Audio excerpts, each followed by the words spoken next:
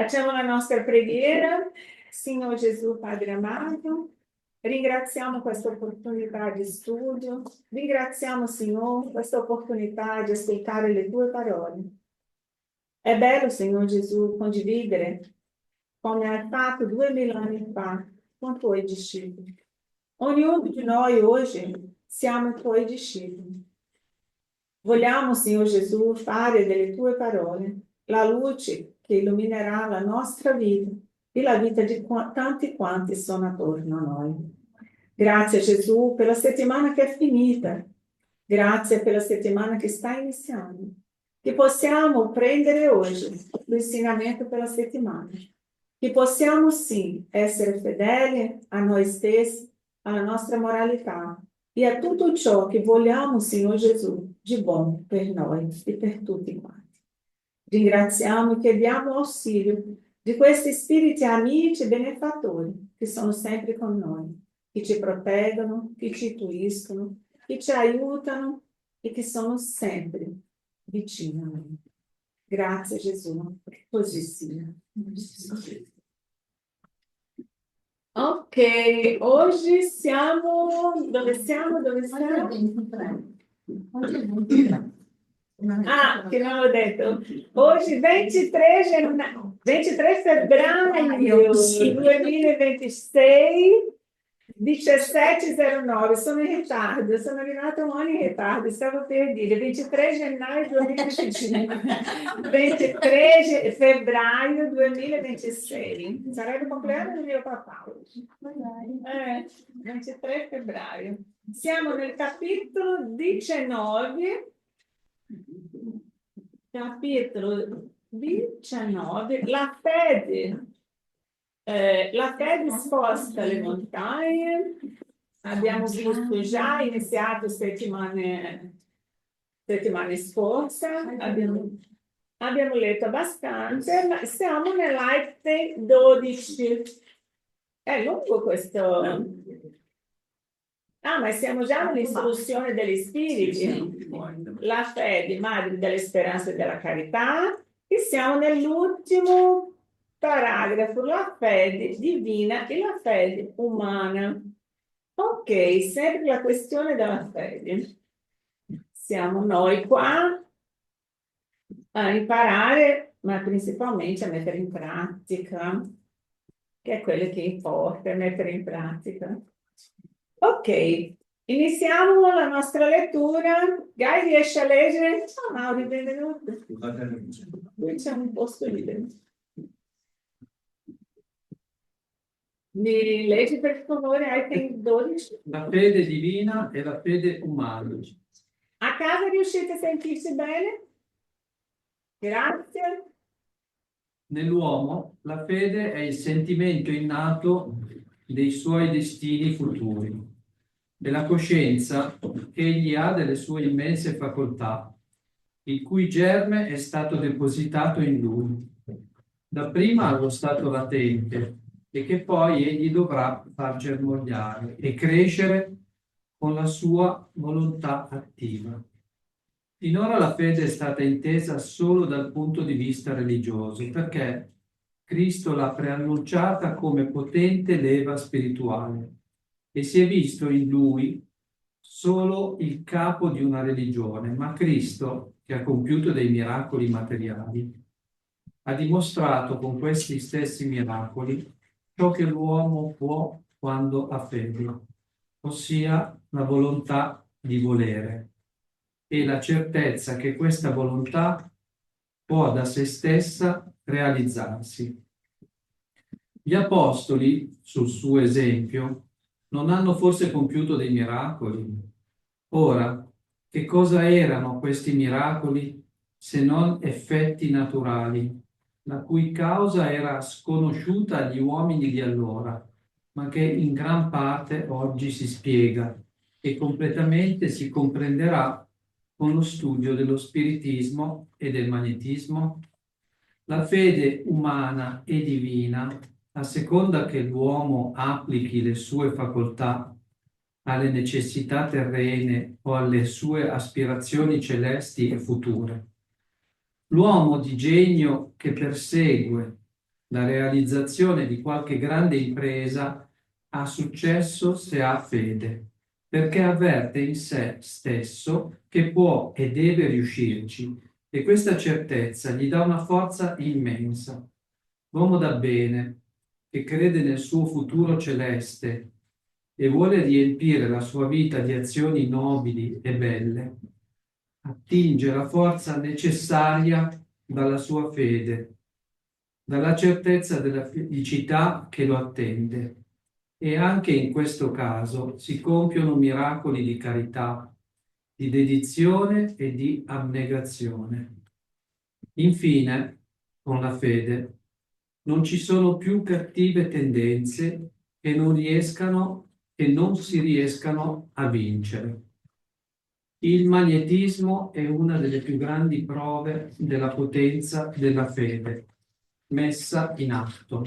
È con la fede che il magnetismo guarisce e genera quegli strani fenomeni che un tempo erano considerati dei miracoli. Lo ripeto, la fede è umana e divina.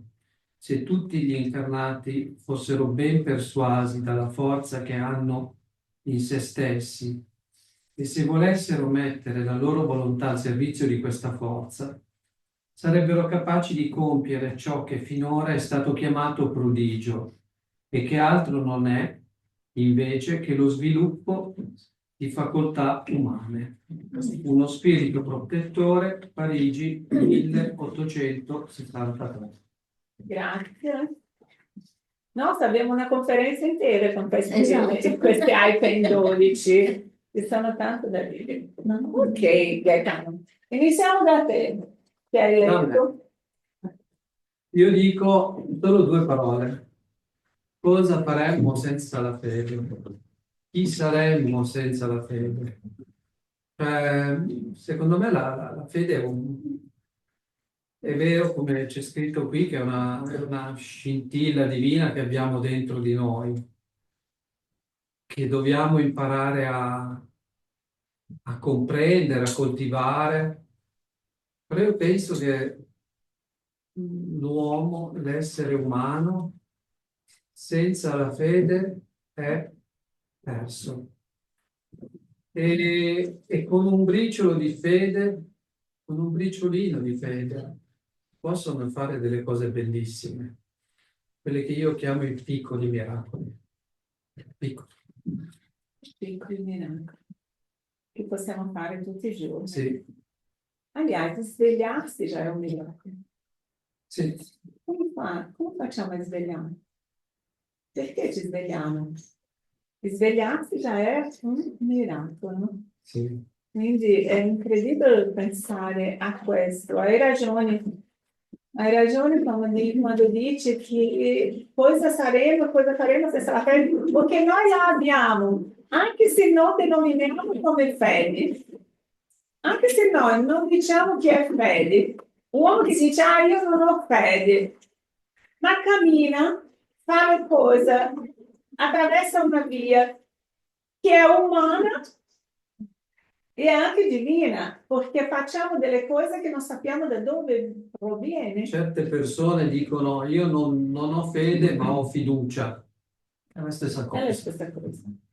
E penso che perché confondono la fede con la religione, con la religione. E dici, per avere fede devo essere religioso. Come non sono religioso, quindi non ho fede, ho fiducia.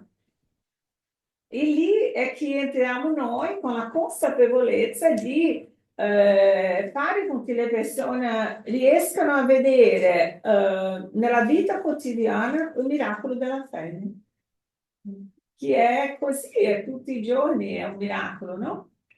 Potete vedere, è un miracolo o no? Assolutamente sì. Potete parlare.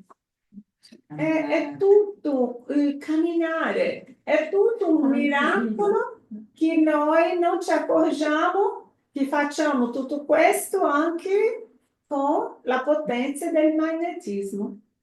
Perché il magnetismo che esiste nel pianeta, che regola questo pianeta, che ci fa fare tutto questo, se no non mi muovevo.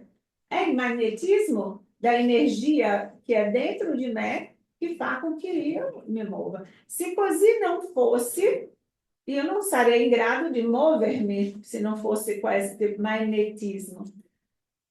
Por quê? Porque o magnetismo é o mio espírito atuando con tutte le forze cosmiche. Stiamo studiando nella Genesi la formazione del pianeta. E quindi il pianeta, quando è stato creato la Terra, è stata creata per forza del magnetismo che ha attratto tutte le sostanze necessarie per creare il pianeta. E dopo di questo, la stessa sostanza che è stata creata il pianeta siamo stati creati noi. E lì, questa creazione con questo magnetismo, è lì che diciamo, ci sono persone con forza magnetica che ci guardano e sentiamo un potere. Altri sentiamo, o per il bene o per il male, sentiamo il magnetismo umano delle persone attorno a noi. E tutto questo è fede. Sì? Leggendo tutto questo item mi è venuto in mente il film Atto di fede, dove si vede benissimo la distinzione tra fede divina e fede umana, come qua ci spiegano. Questa mamma con questo figlio grave all'ospedale, persona che si dedicava alla Chiesa, alla carità, ma ha dovuto a un certo punto affidarsi al divino, perché lei non poteva fare nient'altro che non rassegnarsi a quello che era la volontà di Dio rispetto al figlio, chiedendo che lui facesse la cosa migliore per suo figlio. E questo, secondo me, è l'esempio di fede divina. Fede umana, tutte le persone che andavano a cantare all'ospedale, davanti all'ospedale, perché tutte erano convinte che questo ragazzo ce la potesse fare, quindi cantavano, pregavano, hanno creato un'unione di persone con un magnetismo che è arrivato direttamente a questo ragazzo e sicuramente avrà avuto tutti i suoi meriti, ma comunque dopo l'incidente grave che ha avuto è riuscito di nuovo a vivere la sua vita in modo normalissimo. Lì è stato proprio un miracolo, come chiamiamo noi, un miracolo. La forza della vibrazione. Perché la forza della vibrazione di tutti, anche se quella madre in quel momento, se non avete visto Atto di Fede, guardate perché è bellissimo, quella madre, se vi ricordate, è anche un esempio a tutti noi, brava Steffi mi ha fatto ricordare, per vedere quanto l'energia e questo potere magnetico è importante, che quella madre, quando era all'ospedale, sono venute delle amichette, degli amici del suo figlio a trovarli. E lì lei ha ascoltato questi ragazzi che dicevano: ah, ma non si salverà, lui non riuscirà a uscire di questa. Ah, sta molto male, ah, nessuno è uscito. E hanno iniziato a parlare. Lei ha ascoltato, è arrivato da loro e ha detto: mio figlio ci sta provando. Se voi non credete e non siete in grado di aiutare, non venite qua. E ha deciso. Perché tante volte noi pensiamo che non riusciamo, come si dice, che il nostro magnetismo, tutto quello che emaniamo a un altro non arriva. Arriva. Il nostro pensiero arriva a un altro. Per questo dobbiamo bloccare pensiero e situazione sgradevole per evitare a noi determinata situazione complicata. Anche il semplice fatto di parlare di qualcuno che già è desencarnato, quello può portare del disagio, perché parlare male o parlare di un desencarnato senza sapere qual è la condizione di questo desencarnato può portare lui a venire di qua a disturbarsi perché è arrabbiato di ascoltare quello che parlano di lui. Per vedere quanto o magnetismo è ampio, non si entra con quello che lo studio, sono andato un po' oltre, ma per farvi capire il potere del magnetismo. Non c'è? Io ho una domanda. Noi facciamo ogni giorno con questa fede, questo magnetismo, questi miracoli, vediamo, camminiamo. Che cos'è che ci manca per fare il miracolo come quello tipo della religione? La stessa fede e la stessa energia. Sì, Perché non lo sappiamo usare? Perché siamo ancora, non crediamo in noi stessi, anche nel senso di che non mi sento perfetta abbastanza neanche per determinati compiti che mi sento, come si dice, che non merito neanche. E questo inconscio fa bloccare tante situazioni, ma diversamente, se noi siamo anche con tutta questa non capacità di capire che siamo capaci, se io ho una necessità, io sono una persona per bene, in quel momento io metto in moto tutta la mia fede. È perché quando arriva il momento, immaginate un momento di disagio, se qualcuno vede qualcuno in una situazione difficile, una catastrofe vicino a noi. In quel momento cosa facciamo? Ci sentiamo con coraggio di andare a aiutare, a salvare, a fare. Mettiamo in noi una forza che non sappiamo da dove viene. Viene da dove? Di questo cuore, di questo cuore che ha sì la fede, só che só mette in moto quando è una situazione strettamente necessaria. Se non riusciamo, Dubitiamo di questa forza. dubitiamo di questa cosa, come i discepoli dubitavano che potevano guarire. Paolo?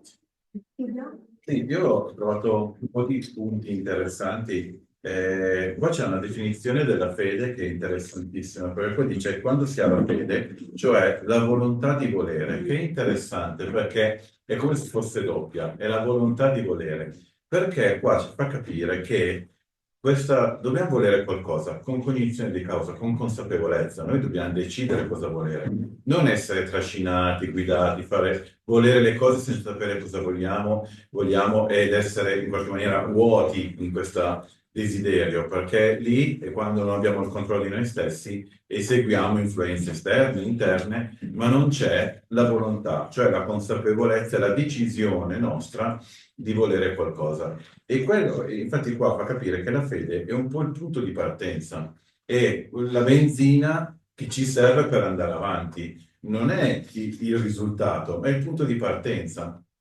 Infatti lo dice poi anche dopo, quando dice fede umana e divina, come aveva anche già detto la Stefi. Qua aggiunge qualcosa perché dice la fede divina è la fede, la fiducia nelle aspirazioni celesti e future, cioè l'uomo che crede nel futuro celeste e vuole riempire la sua vita di azioni nobili e belle, ossia si vuole incamminare in quella direzione. E io lo collego tanto anche a dare il senso alla nostra vita. Quando noi facciamo qualcosa che per noi è totalmente inutile, non ha senso, la faccio ma intanto non serve a niente, quella cosa non andrà bene.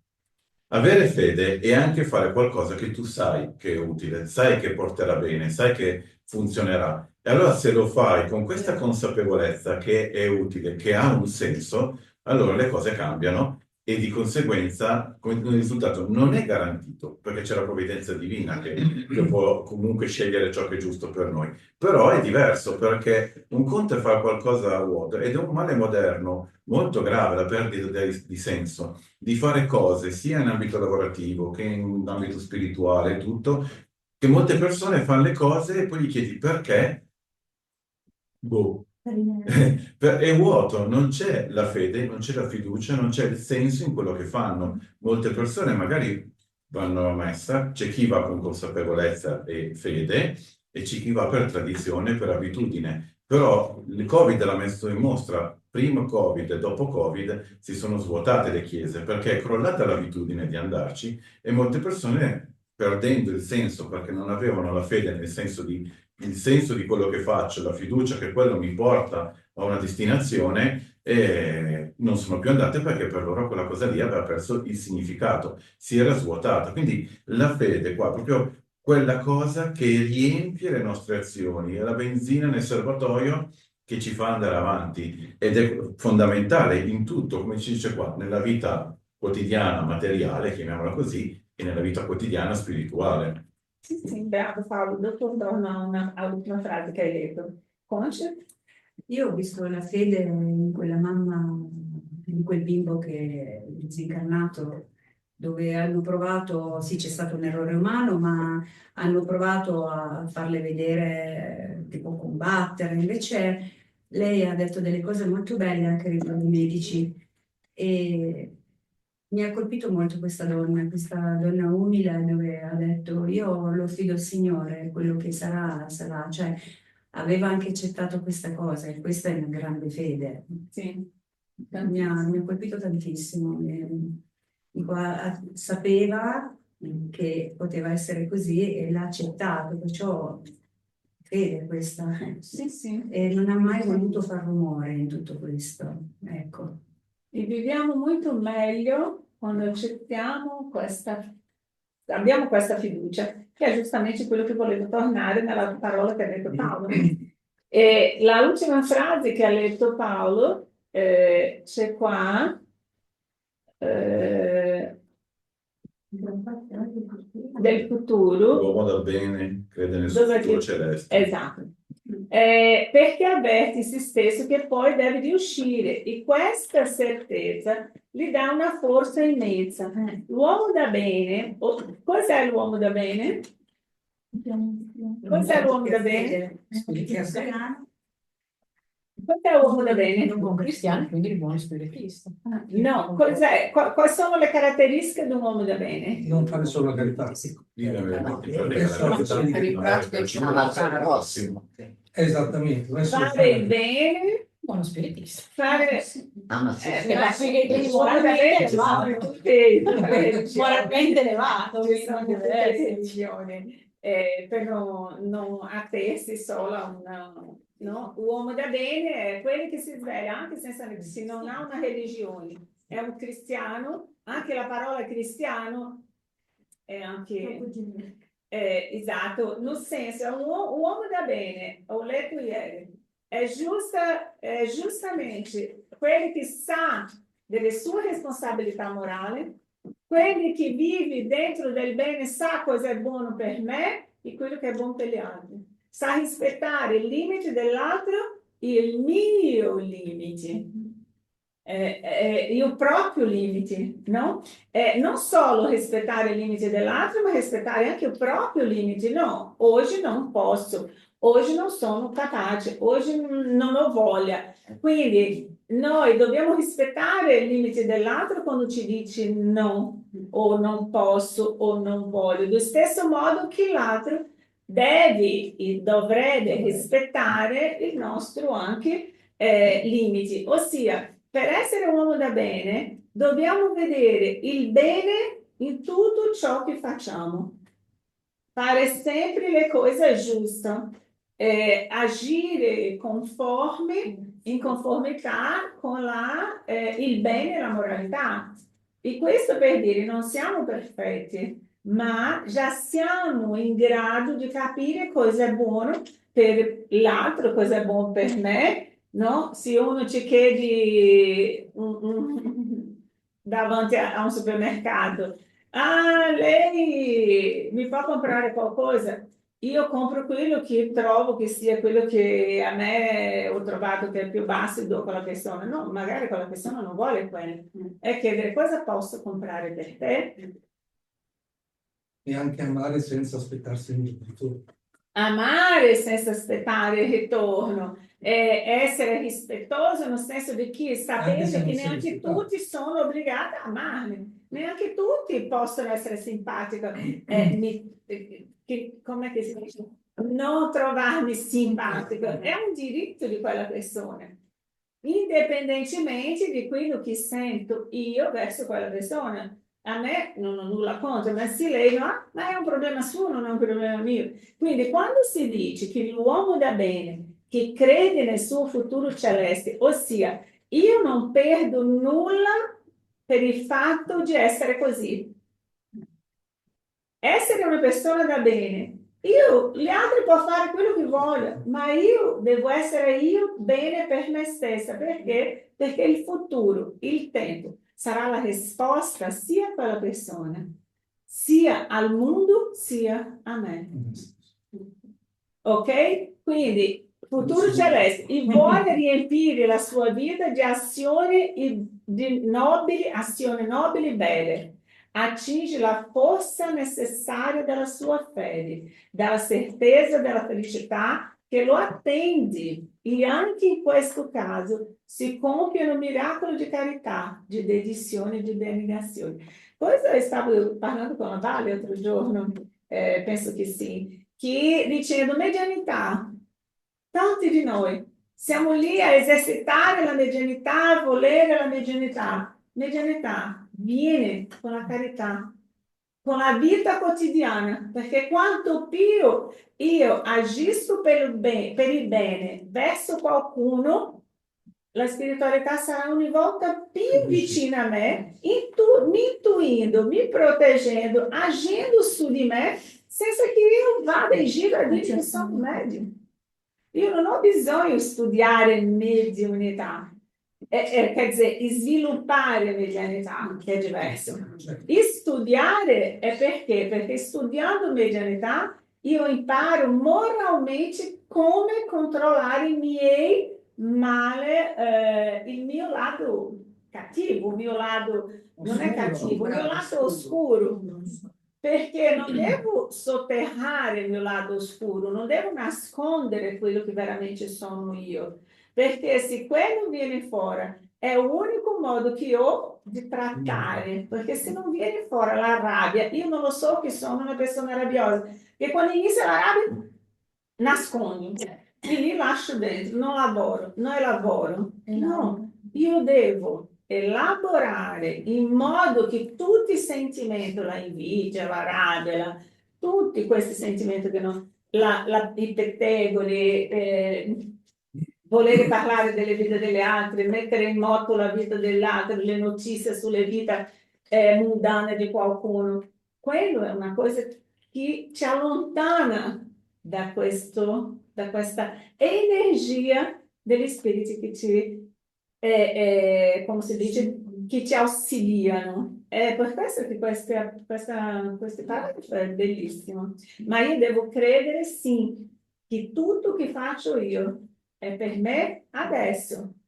E se Dio ha permesso a Gesù venire a dire a me, guardate, l'uomo è bene, il mio regno non è di questo mondo, ma inizia in questo mondo. È qui sulla terra. Non su questa terra, perché questa terra sarà rigenerata, ma è sempre sulla terra. Mi è venuto in mente una cosa, no, dal Vangelo, quando Gesù dice: prendete la vostra croce, rinunciate a voi stessi e seguitemi.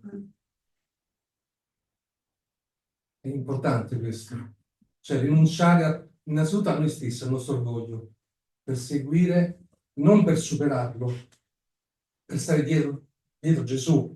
Quindi vuol dire che comunque anche la croce quotidiana del lavoro, della famiglia, va accettata. Così aspettiamo che un giorno saremo Anche perché dopo comunque saremo a confronto con lui e lui ci chiederà: allora, ma io ho amato, ma lui non mi ha amato. E quindi, ma tu l'hai amato veramente, sinceramente, o quando lui non ti ha amato ha ferito il tuo orgoglio? Ti sei sentito dispiaciuto? Questa è una frase del Vangelo bellissima, credo che sia comunque la base della cristianità. Sì, sì. È meravigliosa. Non so se è del Vangelo di Matteo o di Marco, sinceramente. Sì, sì, penso che Matteo, Penso che sia Matteo. perché lì l'unico che ho conosciuto che veramente ha fatto questo è stato Paolo di Tassi, E l'abbiamo ascoltato. che è riuscito quando lui ha detto, quando lui disse chiaramente: non sono più io che vivo, ma è Dio che vive in me. Perché? Perché non aveva più l'orgoglio, più il desiderio, più la vendetta, ha smaltito tutto che è stato la sua vita di difficoltà, cattiveria e di un uomo nella sua sofferenza e no percorso che ha fatto è riuscito a smaltire e arrivare al punto di dire: non sono più io che vivo, ma è Dio che vive in me. E lì era così fiducioso di questo suo cambiamento che metteva fiducia nelle altre quando quelli senatori là, quando quelli, come si dice, capo della polizia romana, certo. che era responsabile della prigione di lui. La sua figlia stava morendo e ha chiesto a Paolo, ha detto a Paolo che la figlia stava morendo, se il suo Dio poteva fare qualcosa. E lì, cosa ha fatto Paolo? Ha detto a lui dove si nascondevano tutti i cristiani, ha detto a lui direttamente che doveva andare lì e chiamare Paolo, che Paolo era, o che Luca era lì e che Lucas era medico e portasse Luca a casa sua. Questo uomo è andato lì dove loro si nascondevano, che era l'unico gruppo cristiano che era rimasto, e questo uomo quando è tornato ha detto a Paolo, ma come mai ti sei fidato di me, mandandomi in quel posto, sapendo che avrei potuto mandare tutti loro in arena a essere mangiati dai leoni? Lui ha detto, no, io mi fido. Io ti ho dato la mia fiducia. Se tu non avessi fatto questo, non è un problema mio, ma è tu con Dio. Bellissimo. È stata una scena che ancora quando mi ricordo mi viene un'emozione enorme perché è un momento che stavo guardando film e anche Mario mi ha detto ma come mai? Ha detto dov'erano che si nascondevano i cristiani. Cosa che altri avrebbe lasciato morire le sue figlie. Lui non ha cambiato la storia di Paolo, è stato lui a esecutare, essere presente all'esecuzione di Paolo quando è stato decapitato. Gli ha detto, sento molto, mi dispiace, ma non posso fare il che lui ha detto. No, questo è il mio peccato. E non ha odiato, non era arrabbiato quell'uomo, non ha mandato a prendere i cristiani, ma non ha potuto fare nulla per Paolo. Ossia, noi pensiamo che perché facciamo una briciola di bene per qualcun altro, dobbiamo avere un mare di bene cambiando la nostra vita. No? Quanto più bene facciamo, no inizio, perseveremo solo. Non dimenticare che tutto bene sarà risposto sempre con situazioni di difficoltà. Dopo accumulato un po' di coisa, io ho smaltito in me quella sensazione di che dovrei ricevere bene, tutto bene, mi deve arrivare, arriverà. Può passare degli anni, può non essere in questa vita, ma riceverò. Allora, questo è il vero uomo di bene. L'esempio che tu hai citato è un qualcosa che dovrebbe essere un esempio per tutti quanti noi, anche se nel quotidiano a volte ci è difficile, perché come hai detto tu, siamo stati creati perfetti, ma ancora moralmente siamo imperfetti. A procinto di quanto tempo ci vorrà? Ci vorrà, ma è il semino della sabbia, cioè lo sforzo di ogni momento, di ogni istante, in qualsiasi situazione sia, da noi che qui frequentiamo, perché, come si dice, stare qua dentro in mezzo a una famiglia così grande come siamo, la famiglia Semiliusce, è più facile da imparare e da cercare di mettere in pratica. Ma qui è la ricarica, qui è la batteria per riuscire a farlo fuori. Perché? Perché il vecchio uomo è quello che grida più forte e il vecchio io è quello che ancora comanda. Anche se la maggior parte di noi oggi, penso, parlo per me, quando arrivi a farlo, dopo 2 secondi dici, mannaggia la lingua doveva stare in bocca. Quando stai per farlo, oppa, perché se lo stai facendo tu che lo sai, giustifica l'altro che ancora non lo sai. Quindi è un lavoro più grande, più elaborato, ma è una cosa quotidiana. Questo può accadere con i nostri mariti, i nostri figli, i nostri coniugi o chi per. Non è difficile. La fede è un qualcosa che abbiamo dentro. Spesso e volentieri dimentichiamo di averla, perché nel momento di metterla in pratica è il momento più che tu ti lamenti di quello che stai passando per testare la fede. Quindi è uno sforzo diario, secondo per secondo, da quando metti i piedini per terra, che ringrazia il Dio del buongiorno, il cielo azzurro, la pioggia, la nebbia, il vento, la neve, finché non ti metti a letto e sdrai. L'uomo di bene, secondo me, è questa la strada. Grazie, Cristo. Nulla. È un esercizio quotidiano. Milimetrico. Ahimè, se non fosse esse gruppo, penso che sarei persa. Sono tu, no. Io dico, gente, Dio sa dove mettere. Io ho cercato di andare via 3 volte, non sono riuscita perché io sono difficile, ma Dio dice no, questa vara si metteremo dritta, questa vara la drisso in qualche modo. Quindi è bello perché tutti i giorni ti accorgersi di questo, è bello.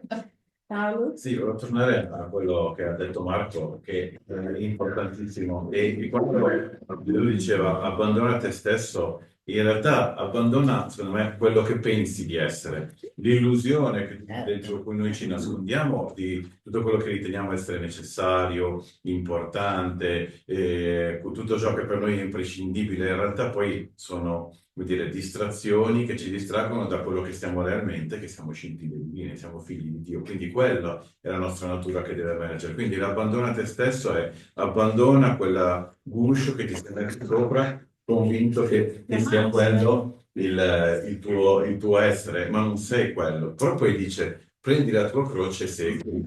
E lì mi fa pensare a De Chosen, proprio a Matteo, che come viene rappresentato nella serie, se l'avete visto, vi ricordate? Quando Gesù, dopo averlo conosciuto, lo chiama, lui dov'è? È dentro lo sgabbiotto dove riscuote le cose. Quindi è proprio fisicamente chiuso in un guscio, con una grata di protezione davanti e un soldato romano. E gli dice, seguimi. E lui abbandona quello che era convinto essere la sua strada, quella giusta, quello di riscuotere le tasse, eccetera, e lo segue. Però poi affronta un momento di crisi, la sua croce se la porta dietro, deve rapacificarsi con i genitori, con Pietro, e si chiede anche chi sono io, cosa ho fatto della mia vita, cioè, come dicevi anche tu, inizia a fare delle cose buone, ma i debiti vanno pagati, tutte le cose da rimettere a posto, le mette a posto. Però anche lì il discorso Gesù dice seguimi, perché bisogna mettersi in cammino, è una strada, di nuovo come diciamo anche la fede ti dà la benzina perché vuole correre questa strada, ma è una strada. In Paolo e Stefano ci fa capire, ci dicevano che la casa di Pietro dove i cristiani si riunivano all'inizio era chiamata la casa del cammino, i cristiani erano chiamati quelli del cammino. Perché essere cristiani è mettersi in cammino verso quello che ci dice qua, questa fede, questo futuro di una vita spirituale, però dobbiamo metterci in cammino. Non veniamo teletrasportati e non basta dire oh, voglio andare lì per esserci, bisogna camminare. Esatto, bravissimo, bravissimo. E mi ha fatto bravissimo questa casa del cammino, perché tutti passavano di lì per ascoltare anche il Vangelo di Gesù iniziato lì. Mi ha fatto venire in mente un esempio che ho visto questi giorni di un signore che è andato da barbiere e questo barbiere era lì che faceva tutto. E questo signore leggeva il Vangelo. Leggendo il Vangelo, questo qua faceva così. Alla fine ha detto, ma lei crede in Dio? In Gesù, in Dio? Aí o senhor, ma sì che credo. Ha detto, ma se Gesù esistesse, non ci sarebbero tante persone malate, non ci sarebbero tutta questa gente che soffre, sempre le stesse, non ci sarebbe tutto questo. Questo signore è rimasto così, un po' senza spiazzato, ha detto, va bene, perché ci sono situazioni che non riusciamo a convincere una persona che già è così, no? E uscendo di lì ha visto un barbone con un capello immenso, con la barba immensa, seduto lì fuori, no? Per terra. Ha chiamato questi qua e ha portato dentro, ha guardato questo signore che non ha capito cosa faceva. Ha detto, sai che non esistono barbieri? Non esistono barbieri, i barbieri non esistono. Ma cosa dici? Io cosa sono? Se esistessero barbieri, fuori non esisteva gente come lui, con la barba enorme, con i capelli così. Se i barbieri esistessero, Questi qua mi hanno dato, ha detto, per favore, se esiste, fa la barba e il capello che lo pago io. Per esempio. Ha detto, va bene, quanti di noi tante volte agiamo in questo modo? Dio per noi solo esiste quando fa le cose buone e nem così ci ricordiamo di ringraziare. No? E la fede è questo che ci fa muovere non le montagne, come diciamo, fisica, ma le montagne spirituali dentro di noi, tutte le nostre necessità, il nostro orgoglio, la nostra vanità, che sono difficili tante volte. E poi chiaramente scade nel magnetismo, che è l'item che abbiamo letto in questo momento. Ma se non hai la fede iniziale, si può anche stare uniti a pregare, ma se non si è collegati, anche in quel caso il magnetismo Esatto. non funziona. Esatto, perché il magnetismo, se non utilizzato, inizia, e se io sono una persona che ho tanto magnetismo, energia, tanta energia, diciamo, nossa, quella persona c'è tanta energia, no? E di repente, se questa energia, questo magnetismo, io non uso nei mettere a fruire i doni che ho, io mi ammalo. No? Ci ammali? Perché la carica energetica che hai dentro si spegne o diventa una bomba relógio dentro di te. Inizia a avere dei dolori, delle malattie, delle situazioni nella propria vita che non riesce a capire cosa sta accadendo. I dettagli, tutto il mio magnetismo mal utilizzato porta a me disagio. Grandissimo, grandissimo. Quando inizio a lamentarmi del mio lavoro, delle situazioni quotidiane, del tempo, delle persone, della vita, a arrabbiarmi, inizio a portare da me tutti i tipi di energia che na mia casa iniziano a accadere delle cose che non capisco e penso che sono spiriti. Gli spiriti, quando io chiamo, lo vengono. Ma il magnetismo è che fa con che le cose accadano. È il magnetismo nostro. Nessuno spirito batte porta, butta fuori i libri, butta il lampadario, nulla queste storie che abbiamo. Utilizzo di questo spirito è del magnetismo mio. Come l'emorroissa. E sì, è Avesse della, dall'emorraissa è uscito un dono. Un magnetismo che è uscito della non era capace di guarire lei stessa, perché lei non aveva questa capacità e non si trovava. Ma la fede sua, quando ha toccato il manto di Gesù, cosa è accaduto? Il suo magnetismo, insieme al di Gesù, Da li ha me è guarito. uscita virtù e lui disse, va perché la tua fede ti ha guarito. Ti ha guarito. Siamo noi, è un nostro magnetismo. È per questo che io devo utilizzare molto bene la mia energia. E se io vedo che non è utilizzata la mia fede, io devo cercare di usare facendo delle piccole cose. Cucinare è un atto di fede. Ed amore. Pulire è un atto di fede. Tutto. Non possiamo mettere la fede come qualcosa fuori di noi. È qualcosa che, come ha detto Paolo, è la volontà di fare. È un volere che fa con che la fede sia messa in moto. È chiaro questo? Quindi, quando usciamo di qua, iniziamo a immaginare in che momento, in qual momento noi utilizziamo questa fede.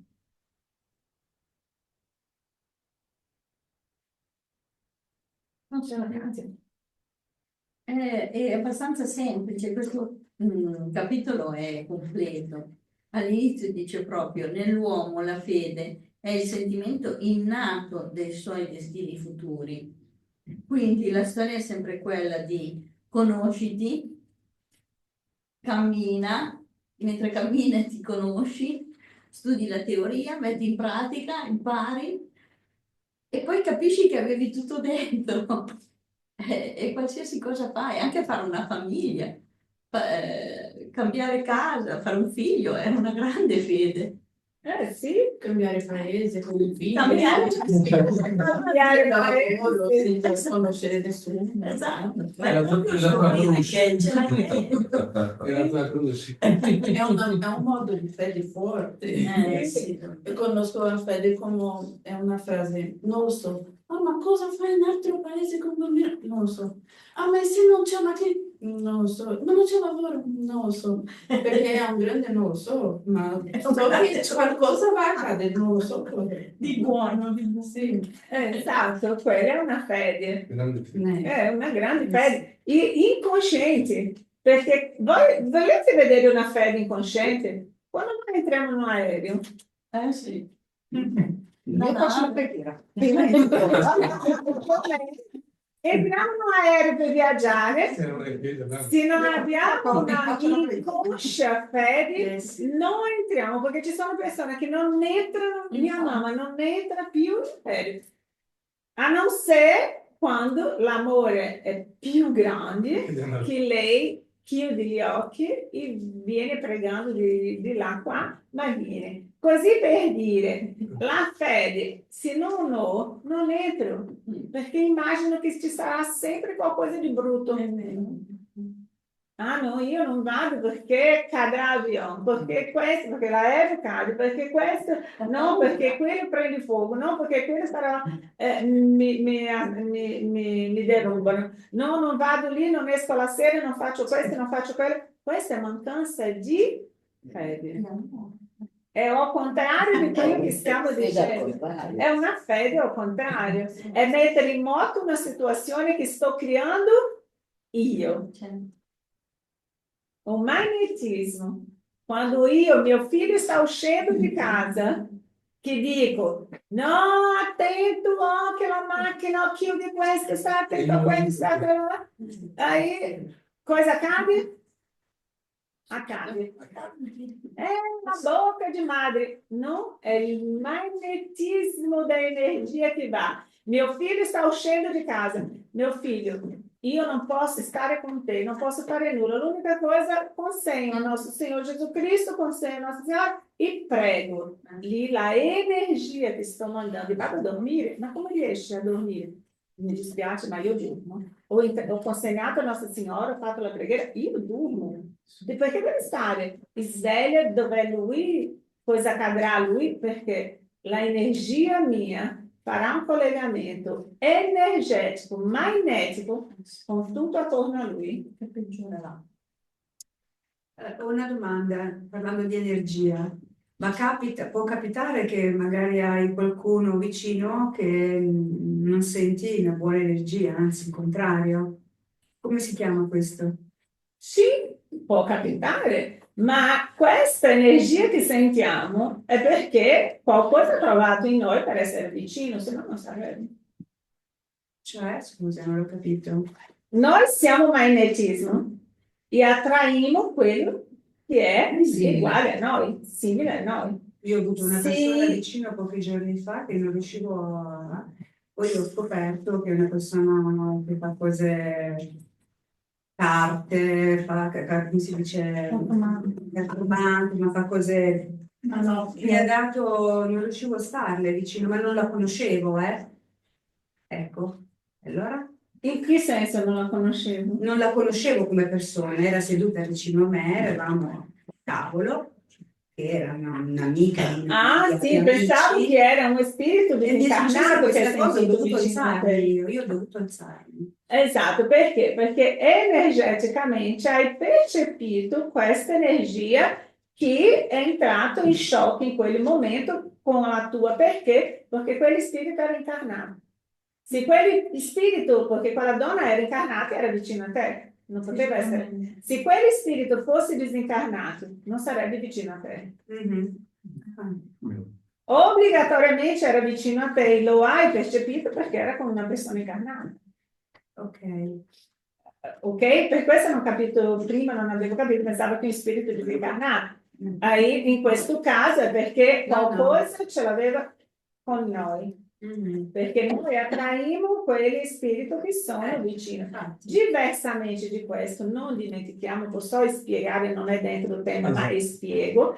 Cosa accade? Quando io ho un problema già mio, come mio fratello aveva la sua epilessia da quando aveva 8 anni, cosa ha passato tutti i suoi 54 anni della sua vita con quegli spiriti vicino, perché quello spirito ce l'aveva con lui. Quando lo spirito si approssimava, lui aveva l'epilessia. Shock. O shock della differenza energetica di quello spirito con lui faceva con che lui cadesse con l'epilessia. E lì ha vissuto per 55 anni con questo spirito, fino a quando lo spirito ha deciso di lasciare lui in pace. Scusa, io parlavo di energia, mi è sembrata energia anche quello, no? Cioè, non il spirito positiva, è ma- energia. ok. Il spirito è sempre energia, è un altro modo Certo. di denominare lo spirito, ok? Perché lo spirito è energia forte e presente e l'energia dell'ambiente tante volte noi percepiamo come un ambiente è, per esempio, si entra in un ambiente dove ha avuto un litigio, dove le persone hanno litigato, dove hanno avuto delle situazioni Certo, di disagio, magari lo percepisci, non è sempre, ok? Ma questo dello spirito, come mio fratello aveva questo spirito, lui non si è mai arrabbiato, non si è mai andato a chiedere perché, ha vissuto una vita piena di disagio e piena di limitazione, ma ha vissuto perché inconscientemente lui sapeva chi era il suo proposito in questa vita. Ho capito. Ok? Quindi questa energia lo faceva praticare, ma è diverso di quello che sto dicendo, di questa energia, di questa donna che era vicino a te. E quindi ci sono tutto, ha un motivo di essere, principalmente energeticamente. Siamo in chiusura. Vabbè, solo 18:00. una domanda. Quella persona che è negativa che si è seduta vicino a Concetta non avrebbe dovuto avere lo stesso disagio che aveva la Concetta verso di lei, No, sedendosi vicino a una cosa Perché? Spiriti No. simpatici. che è di contraria. no, Spiriti perché simpatici. giustamente, per esempio, se prendiamo l'esempio di spiriti di luce e spiriti più. Gli spiriti di luce entrano in un ambiente e gli spiriti grossolani non li vedono, ma gli spiriti di luce vedono quegli spiriti. Sì. Ma loro non riescono a Quindi vedere non gli ha spiriti di sentiva luce. nessun No, disagio. perché l'energia loro è diversa. Mhm. Perché Sì. doveva sentirsi a disagio? No. Perché non era della sua energia. Se loro non percepiscono quell'energia, perché sono a disagio? Non ci fosse. È diverso l'energia questa E e invece non. noi sentiamo il disagio verso di loro. Se l'energia è diversa, sì. Do stesso modo che qualcuno può sedersi vicino a noi in determinati momenti e non piacere. O nel lavoro. Sì, no. O nel lavoro, o dipendendo di come siamo quelli giorni, Capire entriamo in un anche. ambiente e dicono, nossa, oggi sei puro porco spino, come si dice? Porco spino. Porco spino. Come un porco Beh, spino. ma sei piccolino, come si chiama? Riccio. Riccio. Oggi sembra un riccio. Ossia, ci sono persone che arriviamo vicino e sentiamo che la persona come se ci Aspida. fosse aspro, fosse un riccio, veramente. Quindi sono così. Grazie amici, sono 18:001. Grazie per la vostra presenza ancora una volta, grazie per tutti questi bellissimo aggiornamento, per questa lettura. Chiediamo alla È sempre corto il tempo spiritualità. quando stai qua. Vola. Chiediamo alla spiritualità amica che sia con noi, che ci benedica e che possiamo veramente ricordarsi di queste parole. Facciamo un bel respiro, chiediamo la luce di questo Vangelo in ogni focolare domestico, in ogni ambiente di lavoro, in ogni persona che in questo momento chiede l'ausilio al nostro Signore Gesù Cristo. Chiediamo per gli incarnati e chiediamo anche per i disincarnati che hanno potuto ascoltare e essere presenti in questa riunione. Che ognuno di noi possa sì portare la luce, l'amore, la conoscenza e la serenità per fare di questo mondo un mondo migliore. Chiediamo per tutti coloro i nostri amici, conosciuti, no? Che sono negli ospedali, che sono in situazioni di disagio, che sono persi, ai giovani, principalmente ai giovani, che oggi non trovano l'ausilio religioso che tanto hanno bisogno. Ma che la spiritualità amica è Santo Agostino, che ha ben conosciuto la vita di un giovane, possa sì auxiliare a ognuno di questi ragazzi, dovunque siano, che possano trovare una mano amica per riportarli al bene, alla via giusta e all'amore. Grazie Gesù per questo immenso amore di voi per noi. Così sia. Sì.